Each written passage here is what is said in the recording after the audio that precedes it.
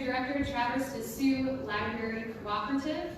And then lastly, Allison Wakow, American Indian Community Liaison at the Hennepin County. And to moderate this discussion is Julia Carlos, who's the president of the Minnesota Library Association and senior library manager of Washington County Library. So with that, please give me a round of applause as we dive right in.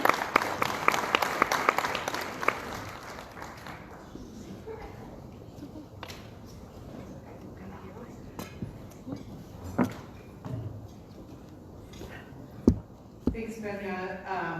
As she said, my name is Julia Carlos, and I am president of the Minnesota Library Association this year, as well as with Washington County Library. And public libraries have been a big piece of digital equity for years, and I'm excited to be here with this panel who have all been working in the digital equity space to share what the work that they and their organizations have been doing. So to start out, I would like, for the first question, I'll have each of you say your name, so since I don't think you're in the order of your introduction. And then the first question is, as we heard at the beginning of the previous panel, digital equity refers to a condition in which all individuals and communities have the information technology capacity needed for full participation in our society, democracy, and economy. Describe how your day-to-day work aligns with this, and please speak into microphones for our folks online. Thank you. Sure. Hi everyone, can you hear me? I'm Katie Armendariz. I'm the founder of Minnesota Care Partner, and what we do in the community is we bring in-home digital navigators who work with clients who have not learned how to use an email, how to use Zoom, how to use MyChart. People are learning how to type and how to navigate the internet safely. We are teaching classes in the community in Spanish also about how to monitor your child's phone and protect them from predatory things, and that's been a huge popular thing. But also, if you have court and it's over Zoom, and you don't know how to use Zoom, then there's a warrant out for your arrest. If you have to apply for benefits, and that's true. Applying for benefits online now with COVID, that's the way to go. But if you don't know how to do that, or how to upload a resume and apply for a job, if you don't know how to use certain apps, you're at a significant disadvantage, and you can't participate in your community the same way that others can. We just had a 98-year-old doctor who did not know how, he had a 1970 typewriter, and our navigator worked with him, and he sent us, he had his first video call with his family in India over a tablet that we had provided for him. So just seeing these stories, people wanted to bury their, well, Trista, our navigator, she's in the front row, she wanted to bury his money in the backyard because he didn't trust online banking. But after teaching him the education, the skills, the security, the safety, now he's doing that. He's paying bills online versus paying for checks, doing the stamp, maybe it's late. So things that we take for granted every day puts a lot of people at a significant disadvantage in terms of their ability to participate in their community and have access to resources. So it's very, very important work. Thanks, Katie. I'm Ann Wilkinson. A lot of the stories that you said are things that we experience in libraries. I'm the executive director of the Traverse des Sioux Library System in southern Minnesota, but I kind of speaking for libraries throughout Minnesota. There are over 350 public libraries throughout Minnesota, and so most Minnesotans have ready access to public library service throughout the week, and we are lots of times the community's tech support. So a lot of those things that you were talking about, those are very familiar stories. And one of the things that I'd like to add to that definition of digital equity is access throughout your day. You know, that was one of my questions, is that throughout your day, wherever you're at, that you have the access that you need to get your work done, regardless of your living situation. And public libraries fill a gap there, but we only fill part of that gap. One of the projects that libraries were very involved with during the pandemic was with hotspots, but we've been involved with digital equity since since computers were first put into public libraries. Hello, bonjour, Annie. My name is Allison Waka. I know the U is confusing, just ignore it. I'm a Menominee Navajo. My parents are Tapisani and Wasa. I always like to acknowledge my parents, Mary Ellen Sosi and Lawrence Waka. And I am the American Indian Community Liaison at Hennepin County. And I started off working in the libraries, and that's where I was during COVID. And my work, my job, well, I get to make my job what I would like it to be, right? And that really is exciting to me and a privilege. But my job really is to, I think one of the things that any government institution really, it tries to be equitable and do the same for all, right? And that's not necessarily the best approach, especially for my community that has a lot of our own traumas and views of a government institution, right? So my job basically is to take that additional step and really make things more welcoming and connecting them with someone that looks like them, right? So I'm kind of the mediator between the services, the resources, and the community. So that's my position. All right. Good afternoon, everybody. My name is Hussein Farah. I am the founder and executive director of New Vision Foundation. We are a non-profit organization that is based in the Twin Cities, but doing a statewide work. We teach coding and digital literacy to immigrant youth and young adults, and allowing them to basically see themselves participating in the 21st century digital economy. A little bit about what we do, why we do, and why I'm here. Digital equity for me is everything in terms of who I am. I am a product of a refugee process. I was born in Somalia, grew up in Kenya in a refugee camp. Access to education was the cliche of a refugee kid, as you can imagine, and no trade, no lives, no books.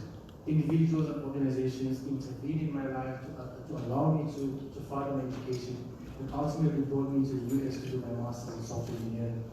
I worked for about 10 years as a software engineer, but it does break my heart to see digital equity and the gaps in access to digital equity when it comes to communities that look like me in the United States in 2020, 2021, and thinking about where we are, where we should be. So the way I see digital equity is every single day of my life. I live by it, I think about it.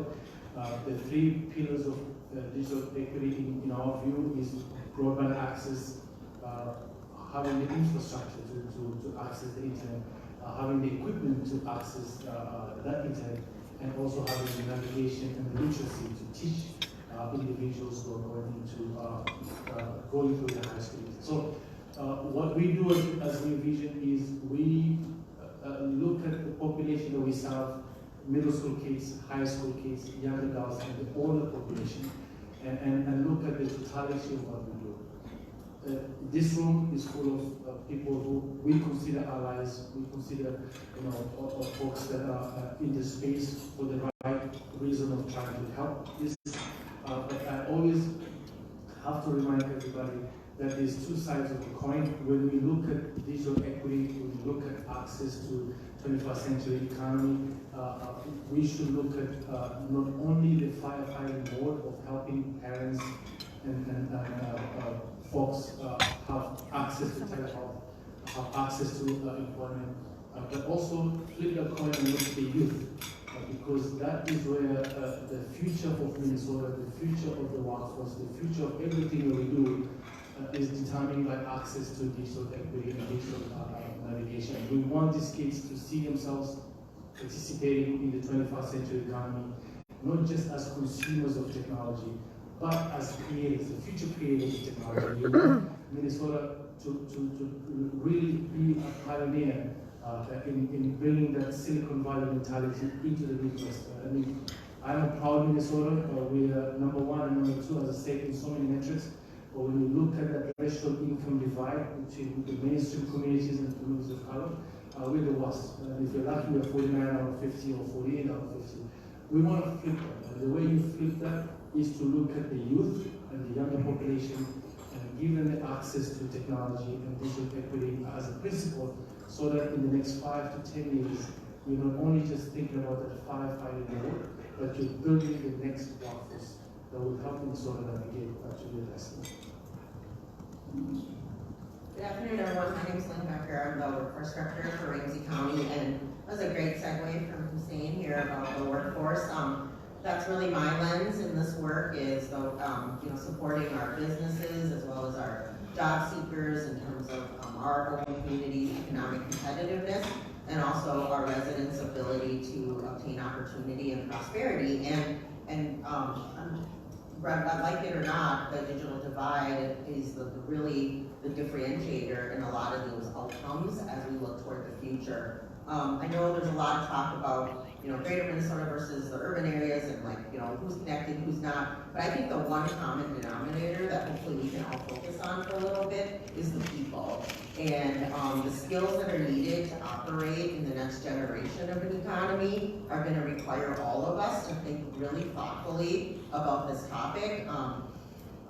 The future of jobs is changing in every community. It doesn't matter if we're in St. Paul or we're up in, where my in-laws are from, which is Morrison County and Little Falls. We have Walmarts there. We have, customer service jobs. Those are a lot of the jobs that a lot of folks get that first opportunity, right? And all those jobs are changing.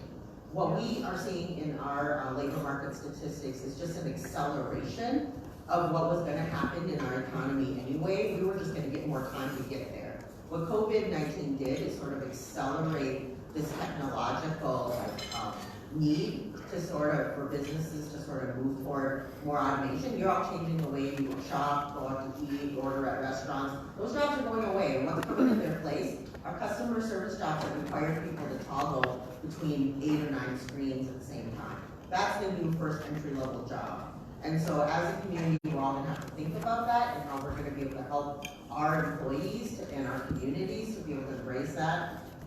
In our county, our work has really been focused in partnership with the City of St. Paul around a project called the Connectivity Blueprint. We've been fortunate enough to invest some American Rescue Plan Act dollars to really, first and foremost, hear from those most impacted. And we did a significant community engagement effort, really focused on trying to understand the lived experiences of every nook and cranny of how this might be impacting your life. So we could bring to our leaders and to these future funding opportunities, or as we think about what we want to tell the legislature, what it is that we know about our communities. And it actually, hopefully that's something you all can take with you too. It doesn't actually matter, we might have different stories to tell, but being able to tell those stories is really, really important. So I'll just, end with, work impacts everything and everything impacts work. And really, right now, through technology is how people are going to have access to jobs, to upper mobility, to being able to own homes, to being able to pass wealth to their families. And as a state, we really have to get thinking about how we can remove barriers, whether it's wires, whether it's literacy, whether it's affordability, whether it's how we're thinking about our policies and our spaces and places, how we use places and spaces to support communities. These are big questions for communities. I'm also worried about the way people relate with one another. It's very isolating to be in a digital world. And how do we use spaces and places where people are learning and growing and thriving from the young people that Hussein's talking about to the more elderly or older folks in our community. Technology has a role in all of that. It doesn't mean that all that goes away. Just because we put people so they can do things at home doesn't mean that they lose that desire to have connectedness. So, and people are finding that at work too. So I know I rambled a little bit, but hopefully that, those are the spectrum of things we have to, think thoughtfully about. And hopefully there's more things that I said that resonate across the board than feel like, we have different experiences across the state. Thank you. Thanks. The National Digital Inclusion Alliance identifies 3 main strategies that Hussein also called out to achieve digital equity. access to an affordable, robust internet connection, access to an internet-enabled device, and access to digital skills training. Based on your experiences, what additional strategies are necessary? Is there anything missing from this definition? And we can start. I'm gonna hop right in there because I'd like to add predictability to that. I think that, access is one thing, but if you don't know exactly when or exactly how, to be able to say, oh, you can get to the library and use a public internet, or you can go here, or drive around town and find something, or maybe you pay by the month for your access, or maybe you've moved out of that house that has that access. I think that people need continuity in their access. Yeah, and I think somewhat related to that, in our connectivity blueprint work, we've learned just a little bit of nuance around that definition. I think the way it reads, it feels kind of like a one and done. And we certainly have learned that it is not a one and done. So if you think that once you've created access, you've created some training, and making it affordable once, that you are now, are done with this issue in your community, I think you're just getting started. Because really the people who struggle with this, they struggle to stay connected. There's a lot of issues with, even if you get on a plan, a lot of times you get kicked off because you can't make the payments, or maybe you're being sort of limited by your data plan. Lots of folks that actually use the internet, especially in our communities, who are diverse or racially diverse, are using only their phones, so they're on these limited plans. This can be very challenging. Also, I can tell you the future of work is going to be constantly changing over the next 1 year, 2 years, 5 years, 10 years. The skills are going to only keep accelerating, right? So it's not going to be a one and done. And so I think the only thing I would add is just that little bit of nuance, that it's just, it's not as static as it sounds. At Hennepin County, we recently, a new position was created. Her name is Angel, and she's a community liaison in our digital inclusion department. And one of the things we're speaking, and we're really excited about a program where you can get a laptop. One of the requirements is having classes, right? You have to have these internet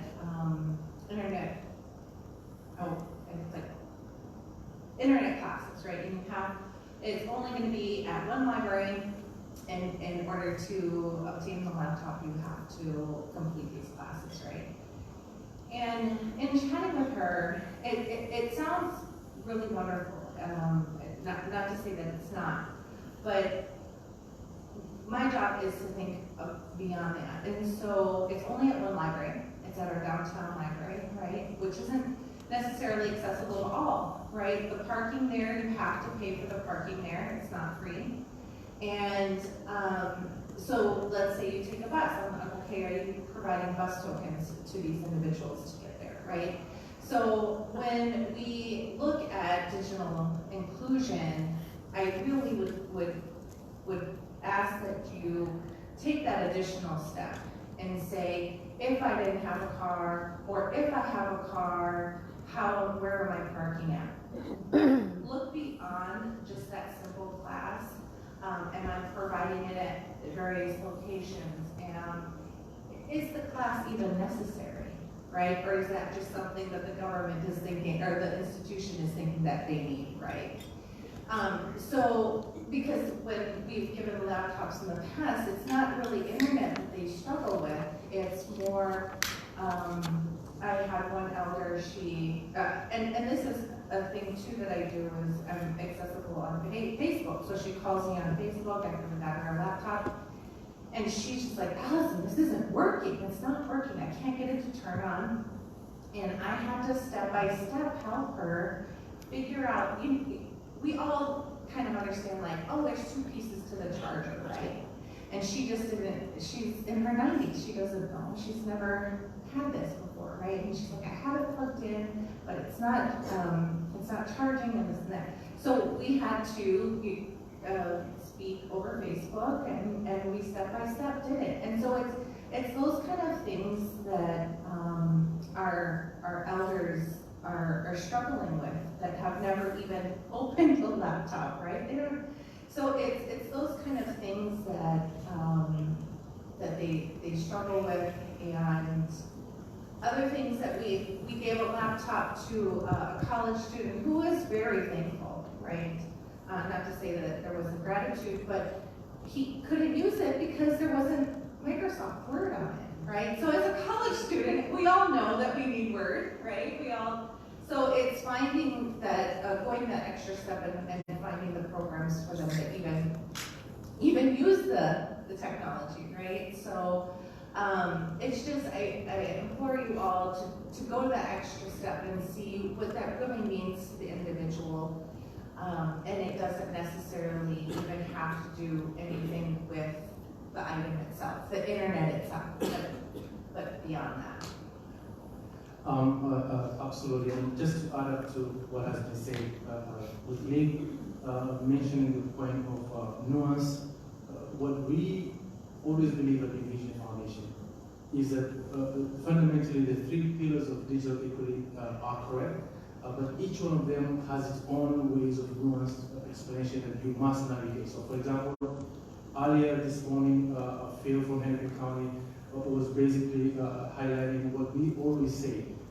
When it comes to the first pillar of broadband access, that definition of broadband, which is a federal definition of broadband, really does not apply to a family of 5, 6, or 7. So you might think that that household has access to high-speed internet based on the general definition of what broadband is.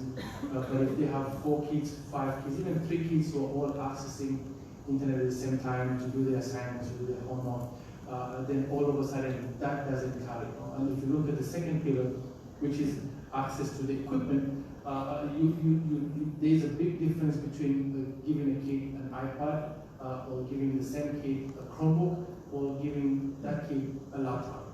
And so just saying you're giving them access to some device may meet the definition of what equity looks like, or what kind of device you give them. Is it a laptop? Is it a Chromebook? Is it just a phone that they can be playing with, an iPad?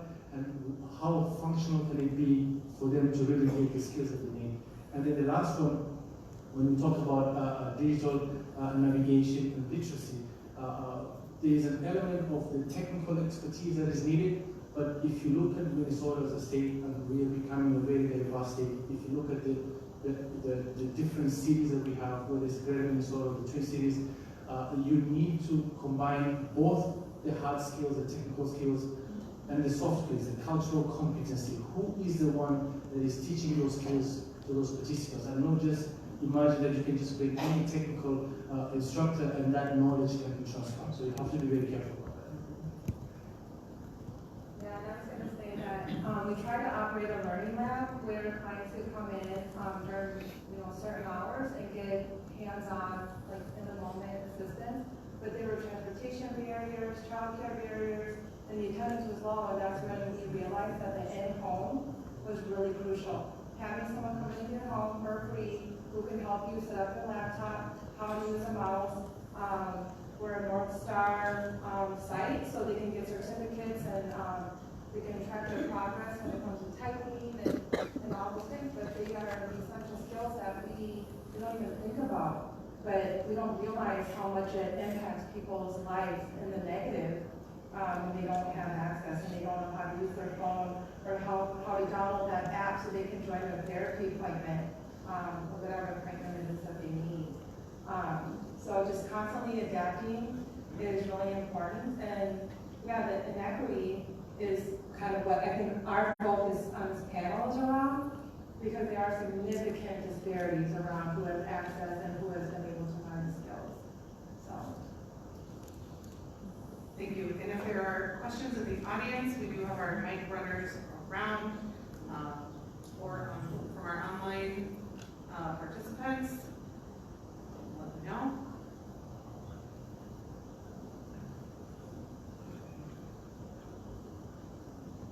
Give that a second to percolate, and while we're having that happen, we can ask this question: what role do partnerships play in your work?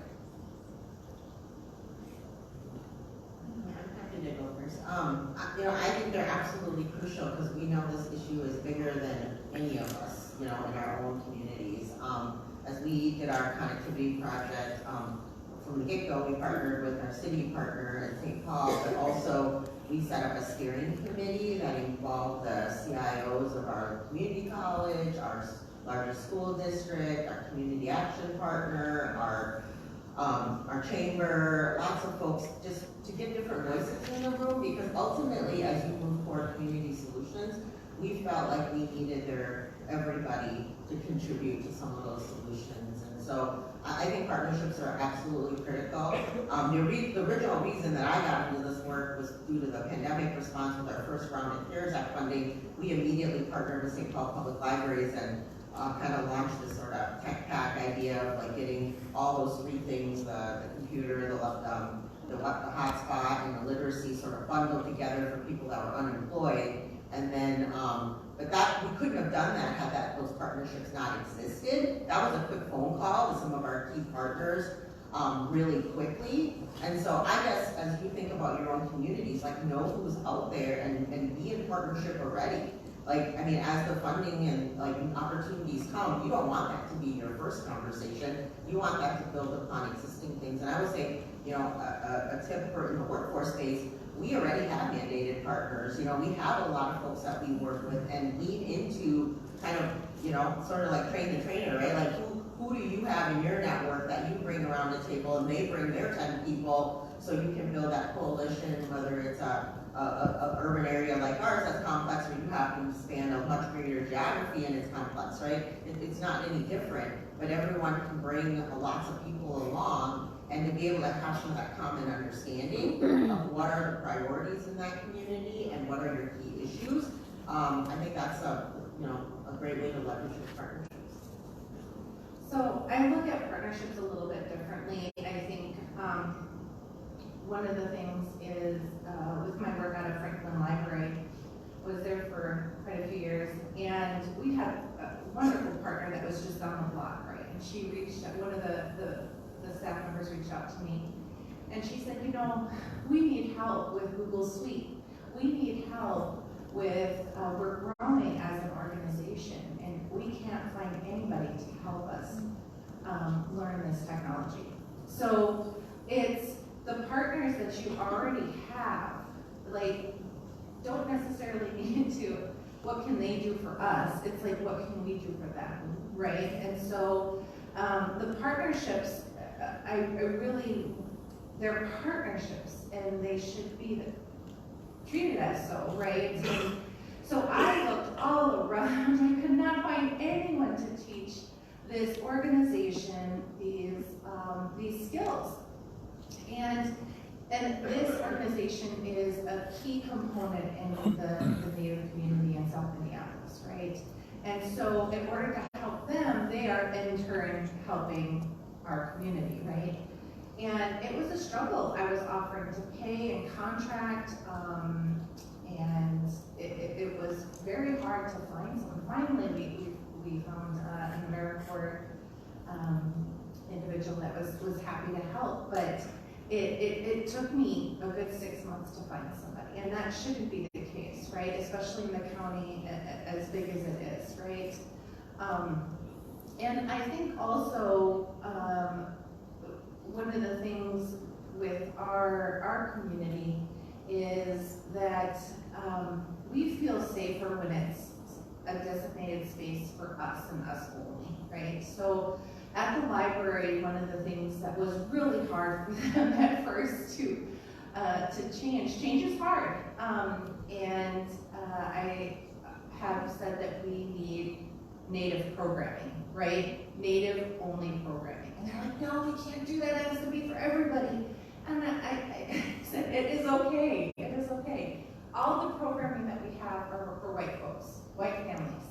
Our story times are so it is okay to say, yes, my programming can be open to all, for sure. But it is going to be a majority for the Native programming, right? And that just makes you more apt to learn, more comfortable, just more comfortable asking questions and learning in that space. So, and we do it on, a lot of times my program is on Sundays, right? It's when things kind of calm down, it's kind of nice at the library.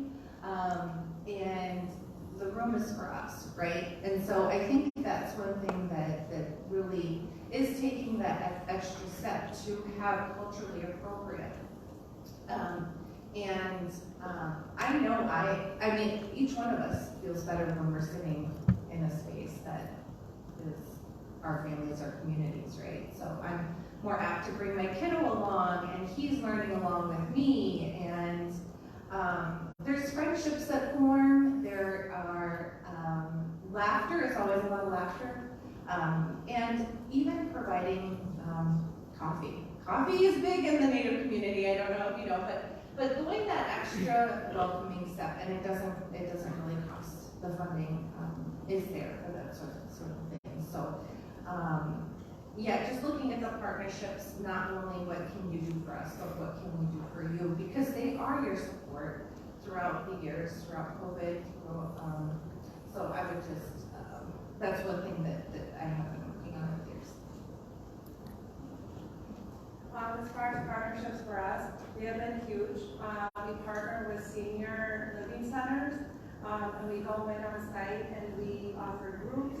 Then there's always a bunch of people afterwards, oh, can you help me with this phone? I can't figure out this app. How do I download this? How do I log in? How do I do the two-factor authentication? That confuses me. And so having partnerships with various housing assisted living places, and then PCs for People, who I think is here, sends clients to our navigator, and then she goes into the home and helps them set up their laptop, how to connect to the internet. Even defining the Wi-Fi, people are needing to learn these skills. So it's through the partnerships that we've been able to deliver the service. And then our partnership with Urban Ventures offering classes in Spanish based on topics that the families want, which is the internet safety, how do I track. There's an app that you can use to track. You get alerts if something on your kid's phone looks like it's drug related or pornography, so that you can intervene if you need to. And parents, that's a huge topic and a huge desire for parents, and so we were able to meet that need. There were 45 people who showed up for a virtual class, and then an in-person class on a Saturday, there were about 20 people. So it's also about the information. So the information, the actual skills training on how to use things, and how to access the resources that you need. I would just jump on the two-step verification. You might be able to speak more to it, but in the library, having no phone, and then where are you getting this text message from? Like, right? So even access to email is very hard. I don't know if they could talk more about that, but it's. Oh my goodness, I was just, at lunch, I was listening to some women talk about helping people with getting an email address, and I was like, oh, this is my life, right? We've all done it. Who here has done some sort of tech support for family, right? All of us, right? And it's very challenging, and what I always say is that we're all learning, we're just in a different place on the continuum. There's always something that we don't know next, and so I think all of us have a role to be helping the community. The work is never going to be done, but access to technology and knowing what it can do. I remember helping a gentleman one day for something kind of unrelated. We were talking about videos and in the library, and he pulled out his phone and rang, and he had a smartphone in his pocket, and he pulled it out, and he's like, oh, I'm sorry, I have to take this call, blah, blah, blah. I said, well, and you've got, on your phone, you can look up and see what kind of things that we have in the library. He says, I can what? I'm like, on your phone, you can look. He didn't know his phone, his smartphone that he was paying a data plan for was a computer. He didn't know that. So he only used it as a telephone. So none of us ever know exactly what we could do to leverage things more with our technology that we're spending a lot of money on. So that's somebody else. Yeah, and for us, we believe that partnerships are very crucial to trying to solve the deep inequities and disparities that have been running in Minnesota for many years. So the problems are deep and long that none of us can do by ourselves. So we believe in those strategic partnerships. If you think about when it comes to access to broadband, we are working directly with Comcast as one of our strategic partners to get the affordability of the internet access to our clients. When it comes to access to equipment, we are working with Repower, formerly known as TechDown, where we purchase equipment from them at a much lower price than the market price to give to our participants for free. And then when you think about the bigger picture partnership that we have, we are part of a private-public initiative that was launched right after COVID called Connected Minnesota, and I think I've seen about 4 or 5 steering committee members here from Connected Minnesota, where we're trying to look at this digital inequities and broadband access at a statewide level. So New Vision is part and parcel of that. And from the government side, we work directly with DEED in terms of our programming. We have a very strong partnership with Lynn here in Ramsey County. We currently have our main offices in St. Paul, but we also have work with Hennepin County as well. So we do believe in an all hands on deck kind of approach, because the problems that we have are deep. We've been there for many years. They need everybody to think about it strategically too.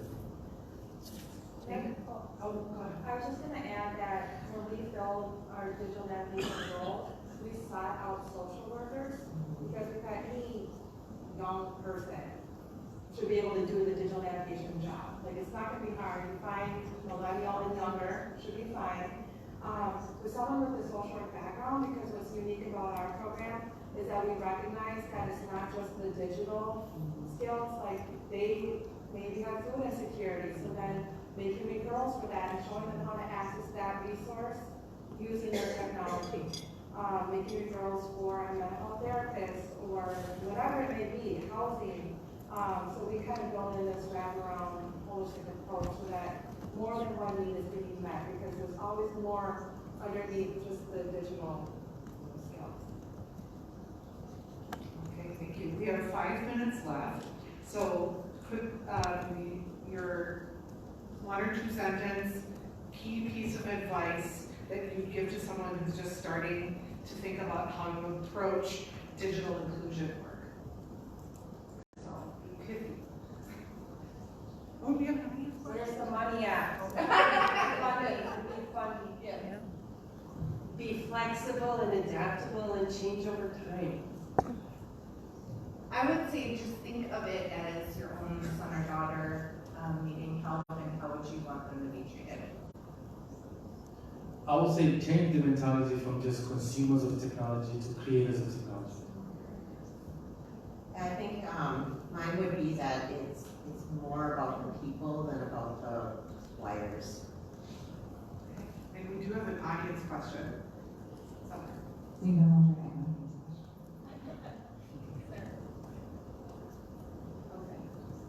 Oh, I thought we did. Okay. We do have a question from the chat, and it is there specific curriculum or guides you follow when it comes to showing individuals different skills, for example, email, Zoom, Microsoft, and how are you tracking the progress of individuals and their families in terms of their technical skills?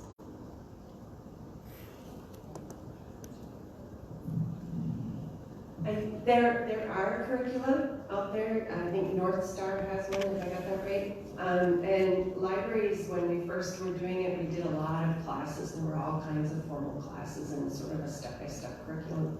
And I think that at least in my part of the world, that has changed because learners are coming in with very specific needs. And so that one-on-one training, meeting somebody with meeting their next technology need is really the way that is, I feel is the better approach. I just did a series of classes, the St. Peter Public Library, where, have any of you ever attended an unconference, where you all just show up and then you decide what you're gonna talk about? That's kind of how we ran the class.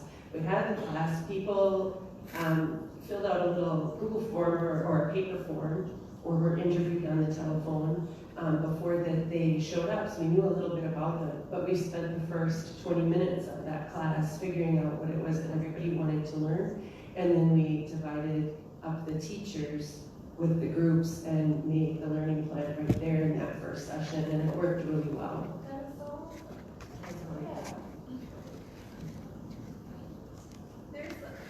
I'm spacing the name, but it's on our library resources. It's like YouTube, but it's not. It's like a step up. What is it called? Is it Khan Academy? No. It's, oh shoot, it's totally blinking. But if you go to hclib.org, you'll find it on our list of resources. It's just kind of more professional YouTube learning. LinkedIn Learning? Linda, yes, I was thinking Caitlin, and I was like, that's not right. But yes, Linda, that's the one that has been really helpful in at least sharing that link out. And unfortunately, you do need to do a library card first, but you can do that very easily on our website to get an Anybody in the state can get it. Oh, Couldn't tell me library card. Yep. There you go. Secret tip. Our team does not use any like curriculum that's out there. It's really tailored and individualized.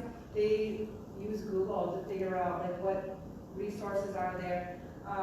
Like for one gentleman, the written out instructions weren't helpful, so Trista drew. She was drawing how to do it, and that worked. So it's really like figuring out their learning style and tailoring that to teach them what they need. So there's no one size fits all. And so, yeah, I think a curriculum could be hard to use to full fidelity, but if you can use aspects of different resources to make it fit for the client, that is what we have found to be the best. Oh, and as far as tracking progress, it's really qualitative data around that. We have surveys, post or pre and post, and then written testimonials from clients who literally write about how this has changed their life. And so that's the information that we use to demonstrate that it's having an impact. Okay, thank you, panelists.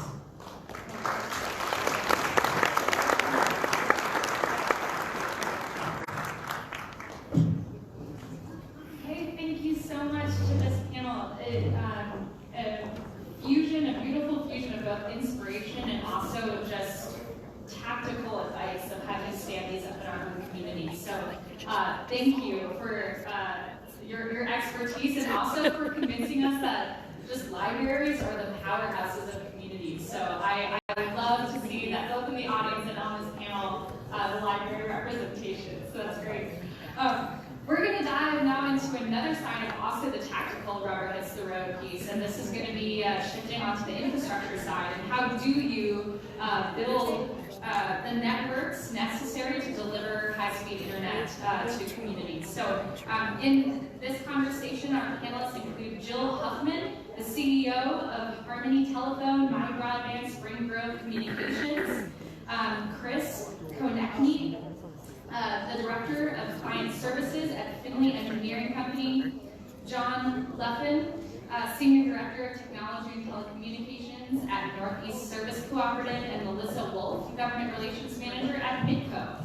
And moderating this discussion, I'm super excited to introduce one of our American Connection Corps fellows, Carter Krupp, who's the Broadband Coordinator at Otter Tail County. And just a little plug for you, Carter. Under Amy Baldwin's, the EDA Director's leadership at Otter Tail County, they just got awarded the last border grant over $4 million to providers in the region to help build out fiber to the home and to the business. So with that, very excited to welcome Carter to the stage and this great group of panelists to dive into the nitty-gritty of how we get infrastructure to our places.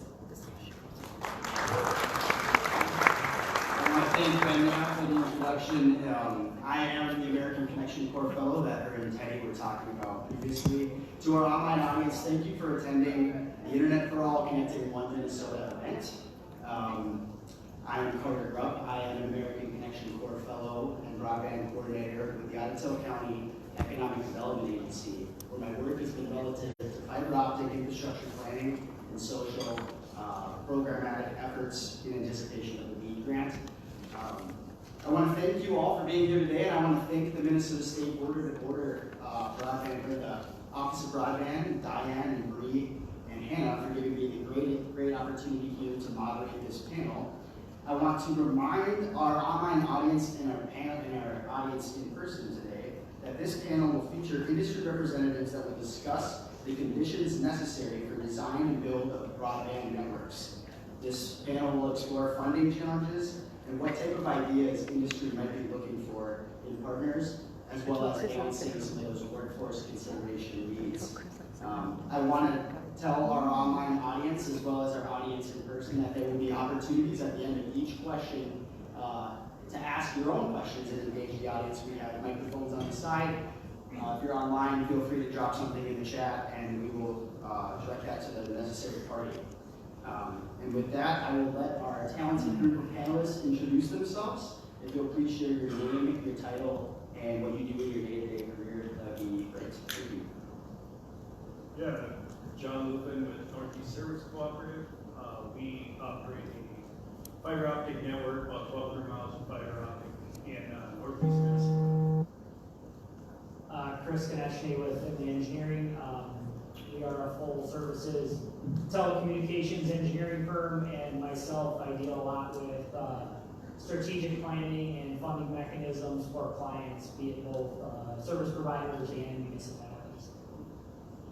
Jill Huffman, Chief Executive Officer for Spring Road Communications, Harmony Telephone Company, and My Broadband. Spring Road Communications being a Southeast Minnesota broadband cooperative, and Harmony Telephone and My Broadband being a partnership of 3 area cooperatives serving broadband in Southeast Minnesota and Northeast Iowa. And I spend a lot of time strategically planning build-outs to underserved locations in both Southeast Minnesota and Northeast Iowa. My name is Melissa Wolf. I'm the Government Relations Manager with Midco. If you're not familiar with Midco, we are a broadband provider throughout the Midwest. We have been invested and have been deploying robust broadband in rural areas for decades. We serve all over the state of Minnesota, from Fairmont in southern Minnesota all the way up to International Falls. And my role is predominantly to work with local elected officials at all levels, but predominantly local elected officials on our strategic growth opportunities, and to make sure that we are investing and expanding where we need to within the communities that we serve. Great. Well, thank you, panelists. Now, as broadband providers in the state of Minnesota, and we'll start here with you, John, and we'll just kind of go down the line. You guys have a lot of experience with the Minnesota State Border-to-Border grant program throughout its history and founding in 2014. Are there changes or ideas, considerations to not only the program, but also leveraging relationships with people existing in the program to maximize the amount of infrastructure that can be constructed? Yeah, so some of the challenges that we're seeing, especially over the last couple of years, is we've identified pockets of population where, it makes sense to do a project. And what we find, though, is that what's tough is extending that infrastructure to get there. How do we fund that? If you look at things like the $5 million cap, right, a lot of that could get chewed up and just trying to get to some of these areas and serve these end customers. So that's something that we're always trying to figure out, is there different ways, is there partnerships that we can go, but if you look at it, there's no real opportunity for service along the way until you get to that township or that lake community. How do you justify that build? How do you bridge that gap between where your current infrastructure is and extending out to that place where you're deploying last mile services? Yeah, I would agree with what John said there, and I would kind of take it a step further in that I'm really excited about this pilot program portion that's coming out for the new border-to-border grant. We've been fortunate enough to work for almost 20 counties in Minnesota, exploring the broadband challenges that are there. And the theme time and time again is, there's just no business case to be made there. And it's not for a selfish, for-profit business. It doesn't work for even the co-op. So, one of the things that will really help that is raising that cap, and then another thing that could possibly be implemented down the line would be a focus on high-cost areas. You kind of see this with RDOF and some of the federal programs, but when you look at why infrastructure isn't where it isn't, it's mostly because there's low density, there's a lot of rock, there's real-world, tangible obstacles to constructing in those areas. And Chris is my main engineer, so I'm gonna do a lot of what he said. But for us, the more and more work that we do and the more and more locations we serve, we're getting closer and closer to the ones that are nearly impossible to make a direct business case for. And so even at a 50% grant, which during the traditional program is barely competitive anymore, the business case is very difficult to make when we get to those very expensive locations to serve. So moving forward, we would be looking for higher grant percentages to help shore up the feasibility study and the low density areas, as well as a higher grant amount so that we can serve those large pockets of low dense areas. Yeah, I will echo a little bit of what Chris and Jill have both said, but first I'll say, and you've heard it today, that the Minnesota model that we have here is the gold standard. It's an excellent program for a number of reasons. We have, Midco has been very grateful to be able to participate in that program and have that partnership with the state. It's not only that it targets those critical need areas, being and underserved areas. It also emphasizes community partnerships. When I first started at Midco and was putting together a first grant application, I remember hearing that it's not necessarily where a provider wants to go, but it's where a community wants a provider to expand. And so we've really taken that to heart, and it's allowing us to deepen our partnerships with communities and make those grant applications really strong. It also goes without saying that in order to implement this program, you also need an excellent staff, and everyone at DEED, Diane, Bree, Jen, Carrie, Carol, Hannah, they're fantastic. If you don't know them, get to know them. They are a small staff, but very mighty. And I actually think that some of the concerns with reaching those areas, we are now seeing happening this year, and that's with the low density pilot program to help reach those areas where a 50% match is still cost prohibitive, but also with the line extension program. That program I'm really excited about. It's going to ensure that those homes that have been left out, those 1, 2, 3 that are very close to infrastructure, have an opportunity to get served without having to put together a large broadband grant application. But also it is, it's opening every 6 months. We don't necessarily need to wait for a broadband grant round to open up, so it'll be continual. I think with those two programs, we'll see a pretty big impact on knocking out those un- and unserved areas. Yeah. I think Chris and I were talking a little bit earlier. Chris has a really unique role in the sense that he collaborates with a lot of different ISPs, and he has a lot of time working on a variety of Minnesota State border grant programs. I know that when I started at Otto County, my first assignment was to read the report that Finley had created. Chris, we know that there's a finite amount of money available for Minnesota border-to-border program participants, many of them whom are counties. We know that there were over 100 applications, but around 60 awards. What makes a strong application for Finley, and what do you look for in counties that are looking to put together a Minnesota State border-to-border program application? Sure, and I'll kind of just hit on something Melissa said real quick, is that Minnesota is the gold standard. I've written grant programs and applications for about 12 other states, and a bunch of the federal programs, Reconnect and NTIA, and they strike a very nice balance of doing your due diligence but not being overly burdensome with the amount of paperwork that it takes to put together. And to top that off, the staff is super accessible. They're easy to get through with questions. But with that being said, for counties and municipalities that are looking to with planning and knowing your area. You need to get in touch with the providers that are in your area and find out, are they interested? Why are they interested? Why are they not interested? You kind of need a base level of knowledge to know what you're getting into. And a lot of what we do, a lot of our work in the feasibility study comes with just laying all the cards on the table. What is it going to take to build fiber wall-to-wall in this county? Is that even possible? Could we look at a hybrid fixed wireless type solution? So I think, the counties that have gone through a feasibility study are that much ahead of the game because they know the numbers, they've got a partner lined up. They're really one, maybe two steps ahead of this whole process.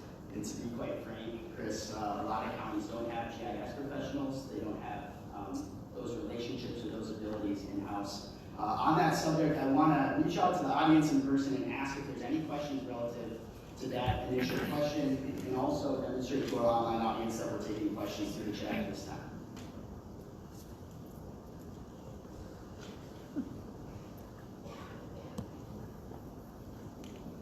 Thank you. Barbara Dirkline, Mercer County. Chris, question for you. What about the challenge process? I looked at the last round of applications, there were 44 challenges, and we're finding holes in our maps based on avoiding challenges or getting challenged, and what are your thoughts about the challenge process? The challenge process is getting more and more complex with every round of grant funding that comes out. And I think, again, Minnesota's ahead of the game in that they do that provider outreach portion first. And that really allows you to get a good faith estimation of, is it worth my time to go forward with this application? So I think that's one thing that definitely helps avoid a lot of headache. When Dan McKenzie was here at OBD, she said the last thing we want to do is referee who gets the sort of where, and it's a good step to getting there. I think the best thing that counties and even service providers can do is to either have that GIS mapping staff or to contract that out and do the things to really nail down your project area, whether that's field surveys, looking at the FCC maps or the 477 maps or the state maps, and also doing a little bit of your own speed testing if that's something you need to do. It's pretty inexpensive to set up your own county, city, fill in the blank speed test to kind of gauge what the service levels are transiting. Actually, I meant the border-to-border challenge, not the federal challenge. As far as the border-to-border challenge, I think that a lot of the navigation of that comes down to getting those relationships strengthened where you can with the providers. That's really just open communication is the best route there. Are there any other questions?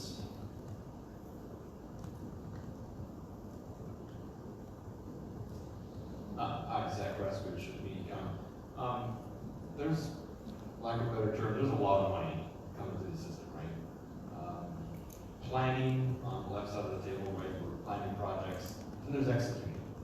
And we only have a limited supply of materials. There is a material shortage, but I'm concerned about labor to execute large projects like these. What have we done, or what are we prepared to do for, is it your co-op, your company, even the engineering side of this, to anticipate how you're going to execute these projects? Yeah, you're right. Labor, a skilled workforce shortage is a big challenge. And so what we've done, and what I know others have done as well, is we've started engaging our local colleges more, especially our engineering programs, and trying to see is there a way that we can start developing some of that talent locally. For us up in Northeast Minnesota, we have competition in the mines. That's where a lot of these, people that are going to school, that's kind of their end goal. Is how do I get in there? So it's a conversation that we have internally quite often. In fact, as recent as just the other day, is how do we make ourselves appealing to those potential candidates? And that's one is try to get them involved, try to see if we do some internships, seasonal type of work, get them kind of understanding or experience with what it is with fiber optics, what it's like to be a technician or an engineer in that industry. I think for us on the engineering side, it really comes down to really tightening up your initial designs. There was a time not that long ago when a lot of projects would get estimated on the mile, estimated on the passing, that sort of thing. We've moved to almost an entirely GIS-based, data-driven model, and we are designing areas. In some cases, I think we have GIS models that are pushing around 10 years old that we're still using. But what that allows us to do is, I can tell you exactly how many pedestals I need. I can tell you exactly how many feet of 48 fiber I need when we get to some of these projects. And that just lets us be a little bit quicker on the trigger when it comes to when we have that grant award, I can get fiber pedestals, splice cases, I can get all that stuff on the road a little faster. We can go to bids a little quicker. Any prep work you can do up front, not just for the project, but for the grant application, it comes back to that big strategic plan to be ready for whatever comes your way. Workforce shortages continue to be an issue for us. One thing we do is trying to staff up now. We consider usually somebody works for us a year before they really feel comfortable, whether that's a customer service rep, a technician, kind of doesn't matter the position. So we know if we wait until construction starts and hire somebody then, it's a year before they feel really confident in their role. So trying to staff up and start training early. We too are reaching out and trying to better our relationships with area schools to start at least having conversations about how technical our jobs have gotten. They are not the jobs they were 20 years ago. It doesn't matter if that's customer service or a technician, they're constantly evolving and becoming more and more technical. So making sure they understand what types of things and getting them interested and engaged at the high school level, sometimes even the middle school level. Bringing groups in for tours, taking them out to see outside plant construction, and in our case, working on an internship program also with a neighborhood or area outside plant construction company, so they see our side of the business and their side of the business and see which one might be a good fit to help give that rounded education. But really for us, it's hiring early and hiring as often as possible to keep the professional development going to stay ahead of the curve. Yeah, Zach, that we have obviously same concerns with workforce, labor, contractor resources moving forward with all of these projects and all of this funding that's coming down. A couple of years ago, Midco had the foresight to actually acquire one of our underground construction companies that is now in-house. So, great that we had the foresight to do that. We have also done things in the past where we've partnered with local technical colleges. I think moving forward, that might be part of the conversation.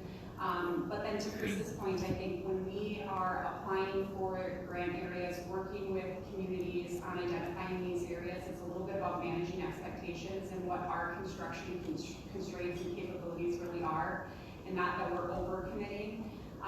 But the good thing about these programs and applying for these grants, or even working with local communities using their ARPA funds, is that we might take a smaller project now using those funds, knowing that there's deadlines we have to meet, but getting our infrastructure further into that community makes it so that Midco on our own, through private investment, is able to continue to build off and expand off of that. So it is a little bit about working with the communities, planning, managing those expectations, and making sure it is something that when we say we will commit to this project, that we can complete it.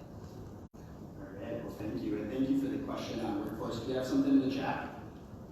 Yeah, Brianna Mum, Redwood County Economic Developer, says, from my experience, a local advocate is necessary to move a broadband project or initiative forward. Many counties do not have this local advocate. What would be the panel's recommendation to those counties so they're not left behind? I think I can start with that question, and I hope I heard it right. If local communities don't have someone, an advocate can help out with this, reach out to your local ISPs. If Midco is serves in your area or we're nearby, please reach out to me. I'm always happy to have a conversation with you about, maybe possible expansion opportunities. But I would say identify who your local ISPs are and reach out to them directly and start that conversation. If you don't know who your local ISPs are, reach out to the Office of Broadband Development. They are always, like I said at the beginning, they're an excellent partner and they can help navigate that and get you connected with those that you could partner with on some of these potential opportunities. I would echo that. We have communities come to us frequently, even if we're not what we would consider geographically close yet. They will ask for a meeting to discuss if there's any way for us to get to their community or what it would take to reach their community, whether that's a township, county, or city, or unincorporated city in our case, a lot of times. So we also attend a lot of township, county meetings in our entire area. So we make ourselves much more available for people to ask the question. And a lot of times we become the advocate. Yeah, I would say that in my experience, really those advocates and those champions will kind of rise to the top. If you pull together a group of stakeholders, county commissioners, service providers, residents of the community, county administrators, they know who's bugging about broadband issues. And those are the perfect people to carry that mantle. Because there's a lot of boots on the ground work that needs to get done, whether it's gathering letters of support, getting people to take speed tests. There's a lot of work that goes into putting a good grant program together. And I think just getting stakeholders in a room is a good first step to find out who those people are in the community. Yeah, just to add to that, to give an example, we had a fiber to the home project. It was in Cherry, Minnesota, and it probably wouldn't have happened without the local champion going and knocking on doors, talking to the residents, getting them excited, getting them educated about the project. He gets a lot of credit from us whenever we meet, and he gets referenced a lot when we talk to other communities about projects and talk about what this is what made this one successful. Is this local person that just kept it moving forward.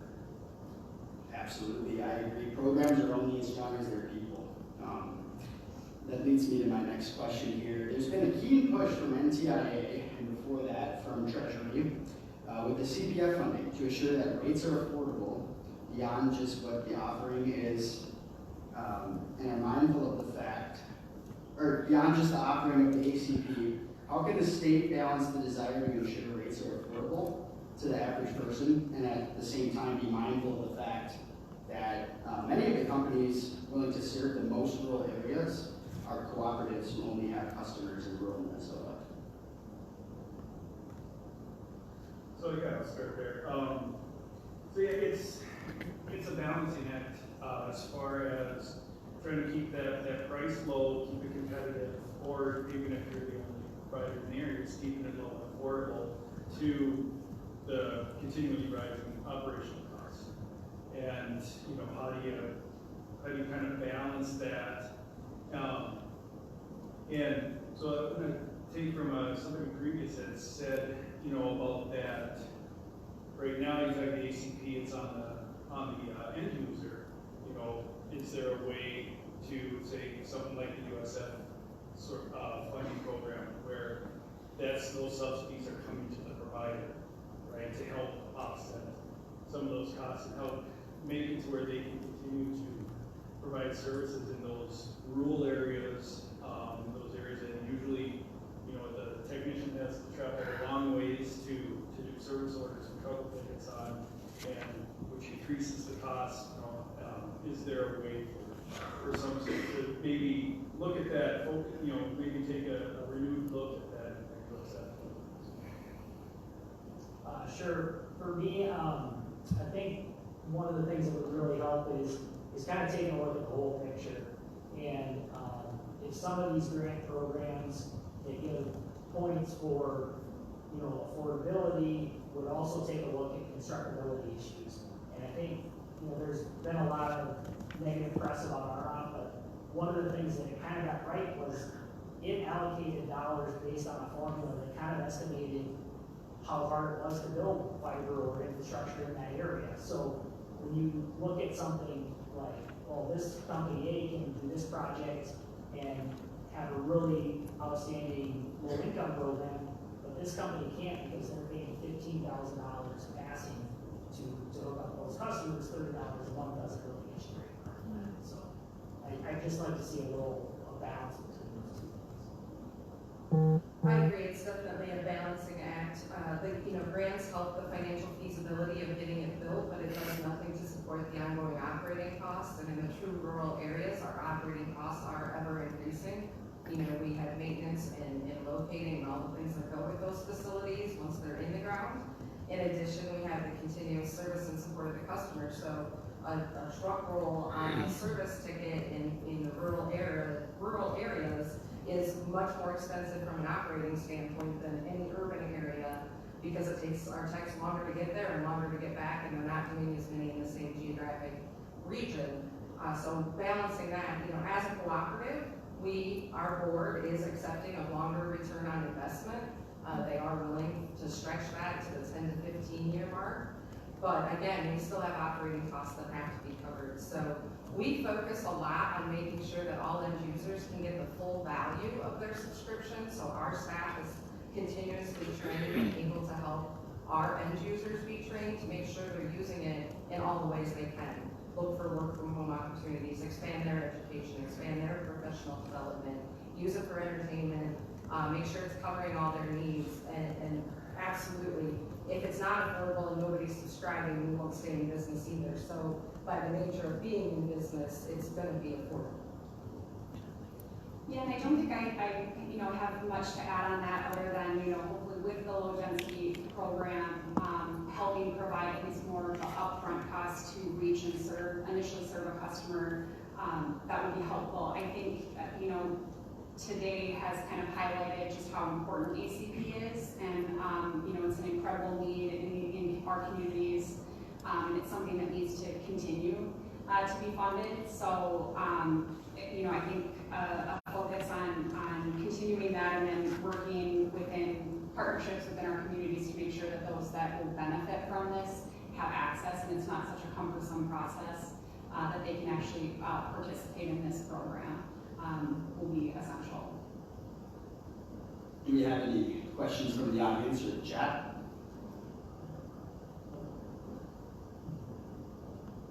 Hello. Hi. We have a question in the chat from Brad Gustafson from St. Louis County, who says, how would a county GIS department go about mapping fiber when ISPs don't tend to share this information or want it to be public information? Good question. How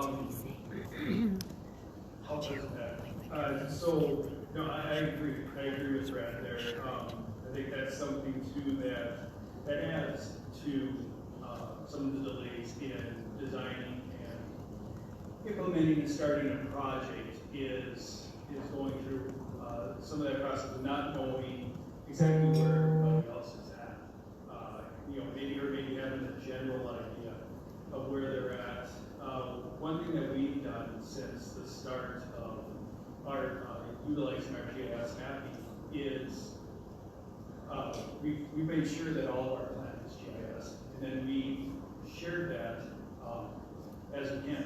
It's maybe a little bit different for us being the type of entity we are, but it has made our relationship with our permitting authorities a lot smoother.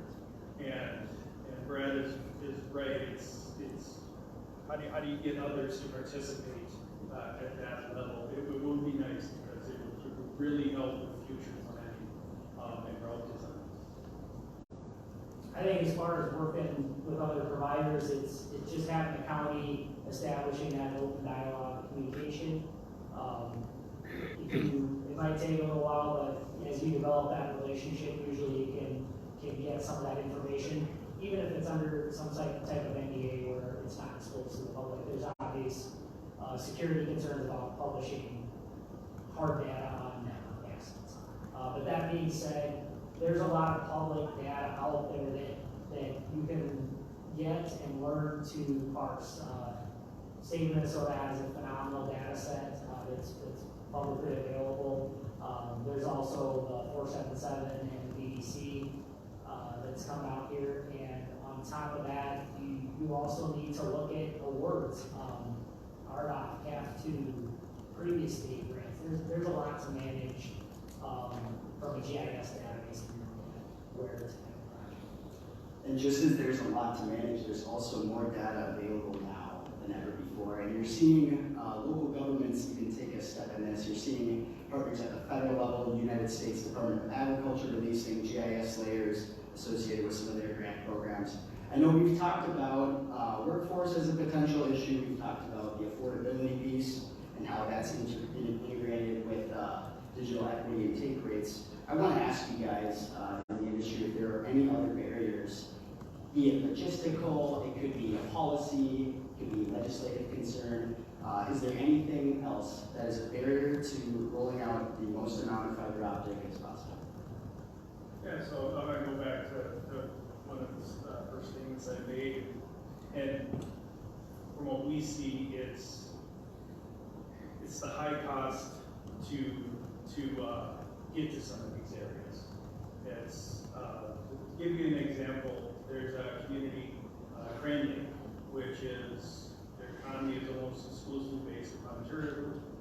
And they would love to have, high capacity broadband available to them so that they can operate their businesses, they can interact with their customers, they can market and advertise. And so they've engaged different funding entities, engaged other people in our region about how do we get fiber in our community. And it's a nice area. It's got a decent enough and dense enough population that there's a business model there for a provider. But the challenge is they're 28 miles away from fiber infrastructure, fiber backbone infrastructure. And so how do we get those 28 miles?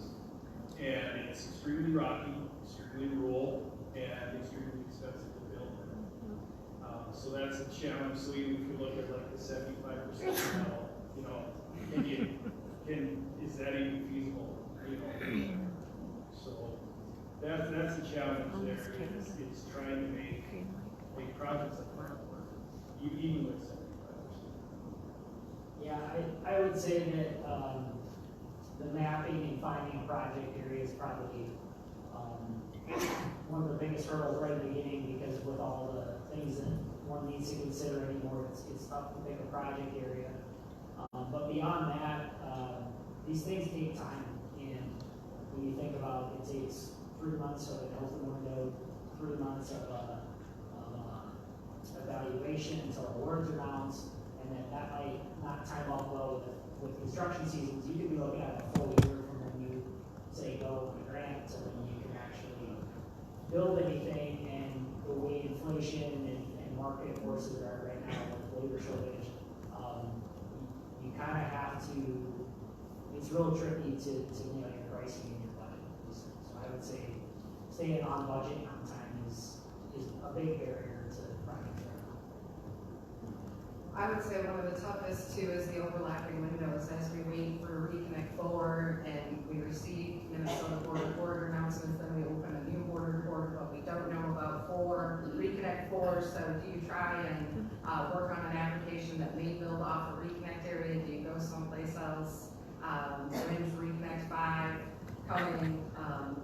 All of and just really keeping track of not only what all you are working on, but potentially what all of your neighboring ISPs might be working on as we all work hard to finish this service to all locations, and that on top of just overall timing. The timing doesn't line up quite right between permitting and getting stuff ordered and getting materials ready with the Minnesota construction season. It takes a lot of communication with prospective end users, all the other people who have maybe partnered, so counties, townships, cities, communities, on a grant. Why are things delayed? Why are they taking so long? We all know everybody's overly anxious to have that infrastructure today. And when you're writing a grant today and telling somebody it's 2, 3, 4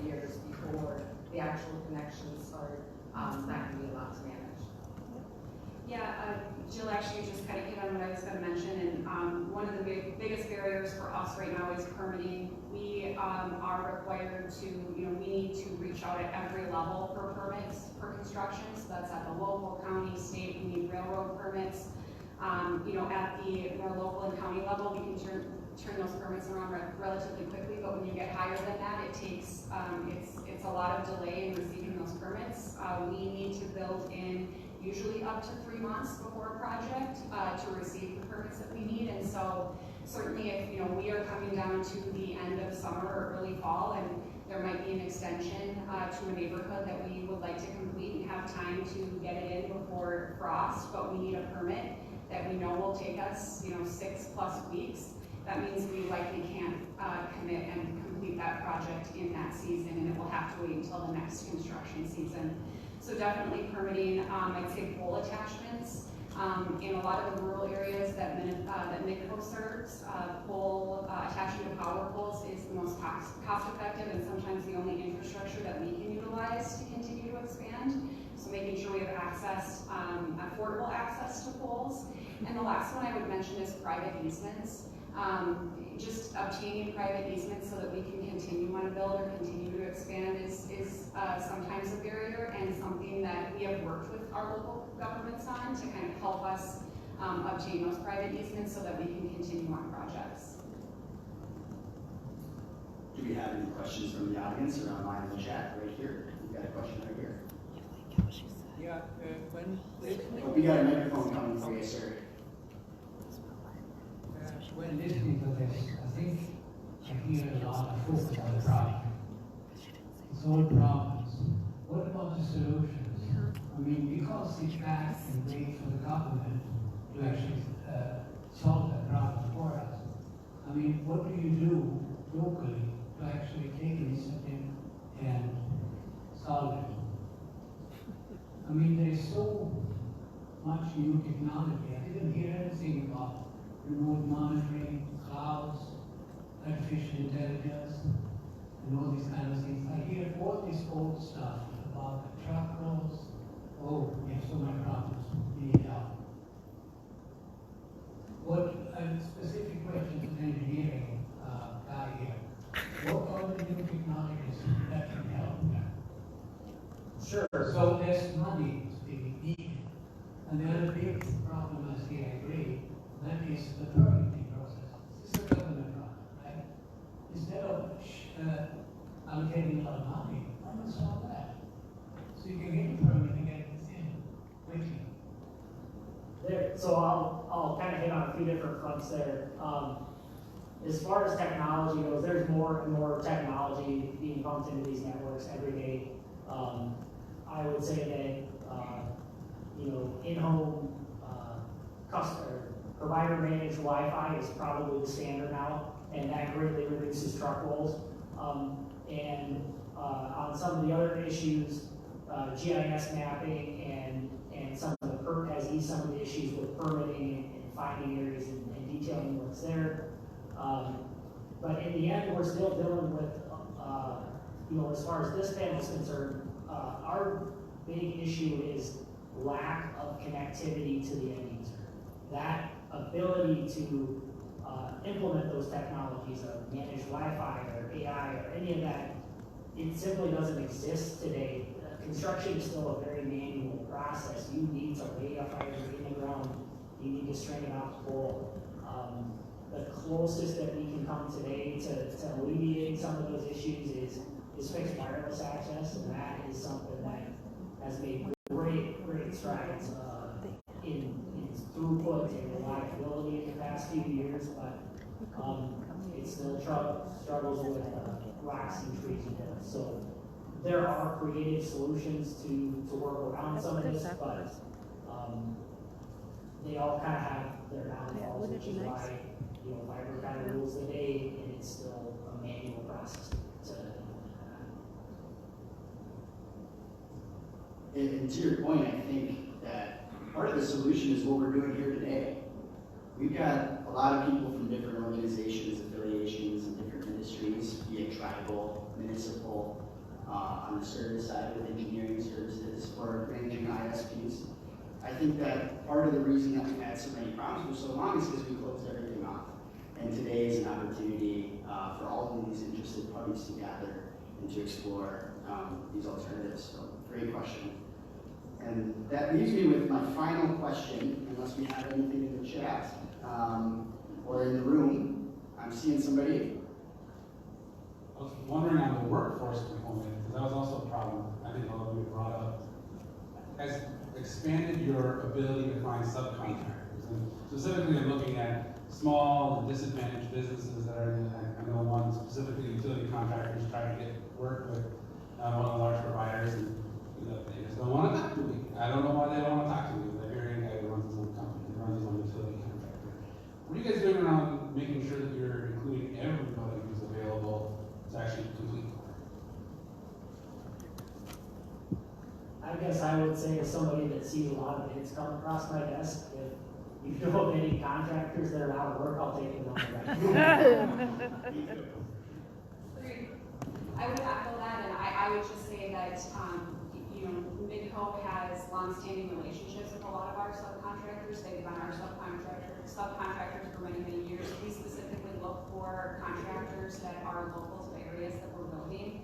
And, if you know of other people that are available, let us know.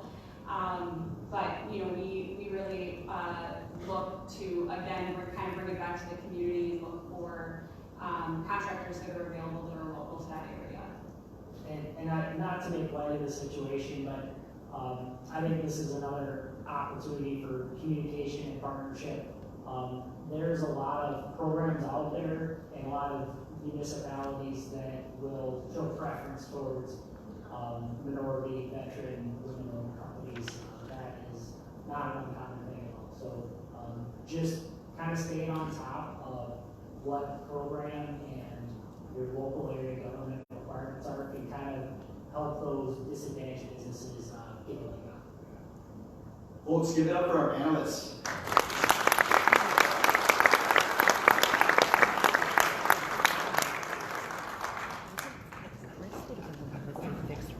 Wonderful, thank you to our panel, and thank you, Carter, for moderating, and I want to piggyback off your kind of closing statements there.